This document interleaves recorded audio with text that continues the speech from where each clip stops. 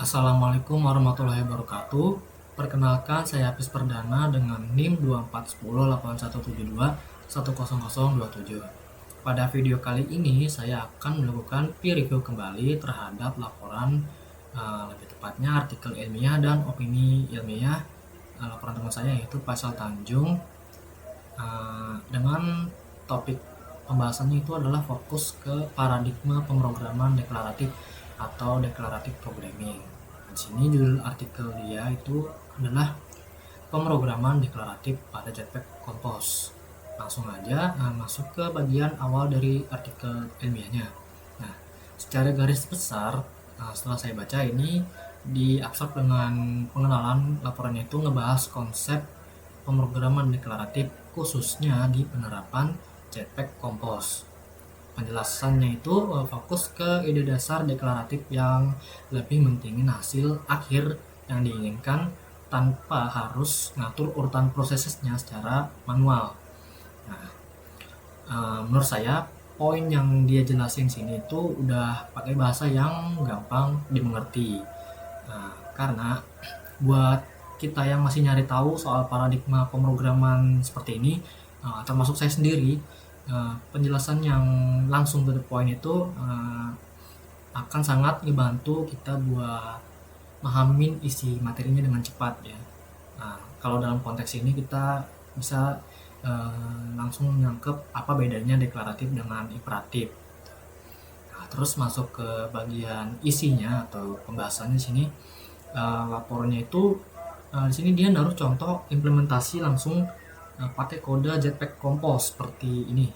Nah, di sini jadi di sini ada potongan kode yang nunjukin cara bikin elemen antar muka UI kayak tombol dan teks seperti ini outputnya.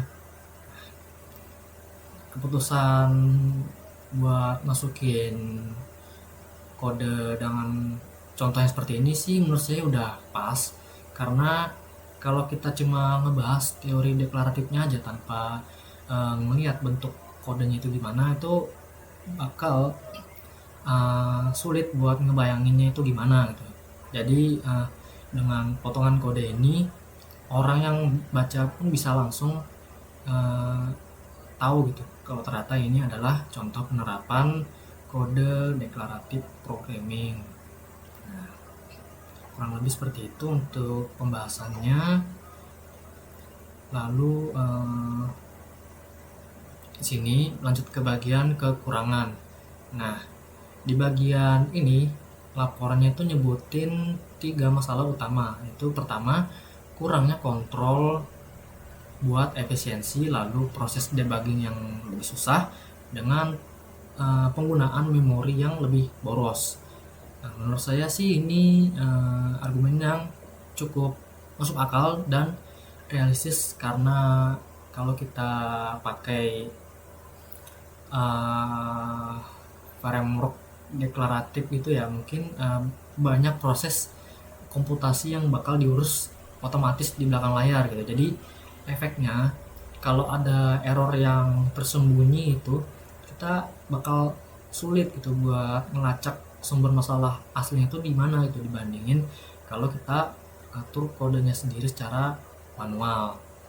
Nah, terus di bagian opini ilmiah ini laporannya ada ngebawa referensi data dari The State of Developer Ecosystem tahun 2025. Nah, di sini nyebutin kalau bahasa kayak TypeScript dan Kotlin itu makin dominan gara-gara banyak yang pakai framework UI deklaratif kayak React sama Jetpack Compose gitu.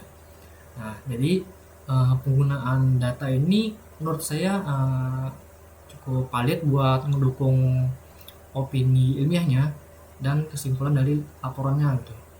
Nah, jadi kalau kita perhatiin lagi tren industri sekarang itu perusahaan-perusahaan itu memang banyak yang transisi ke UI deklaratif buat yang mungkin buat ngerangin beban pikiran developer itu sendiri. Jadi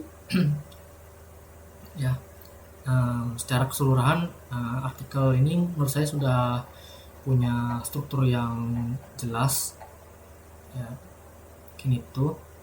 uh, ya menurut saya sih ini sudah oke, udah bagus, dan ngebahas topiknya itu udah sesuai dengan porsinya. Ya mungkin ini saja yang bisa saya sampaikan pada video peer review artikel ilmiah kali ini. Uh, Salah hilapnya saya mohon maaf apabila terdapat kekurangan dalam uh, menjelaskan pada laporan ini, karena saya sendiri juga masih belajar dan memahami materi dari pemrograman deklaratif itu sendiri, dan juga imperatif ya, paradigma-paradigmanya. Jadi saya mohon maaf kalau memang terdapat kalimat atau bahasa yang sulit, kurang jelas dipahami gitu. Nah, jadi mungkin sekian isi dari video saya. Terima kasih. Wassalamualaikum warahmatullahi wabarakatuh.